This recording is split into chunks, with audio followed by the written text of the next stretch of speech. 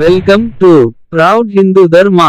Subscribe பண்ணாதவர்கள் subscribe செய்து bell ஐகானை கிளிக் செய்து கொள்ளுங்கள். மிலேச்சன் யார்? மிலேச்சன் எப்படிப்பட்ட வாழ்க்கை கொண்டிருப்பான் என்பதை விளக்குகிறது மகாபாரதம். யயாதி என்ற மன்னன் தன் முதுமையை ஏற்க முடியுமா என்று தன் மகன்களை கேட்டார். தந்தை சொல்வதை கேட்காத பிள்ளைகளை சபித்தார்.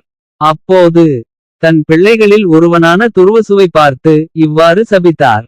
यत्वं मे हृदया जातो वयः स्वं न प्रयच्छसे तस्मात् प्रजा समुच्छेदं तुर्वसो तव यास्यते संकीर्ण आचार धर्मेषु प्रतिलोमचरेषु च प्रेष्यताशिषु चान्त्येषु मूढ राजा भविष्यसे गुरुदार प्रसक्तेषु तिर्यग्योनिगतेषु च पशु धर्मेषु पापेषु म्लेच्छेषु त्वं भविष्यसे.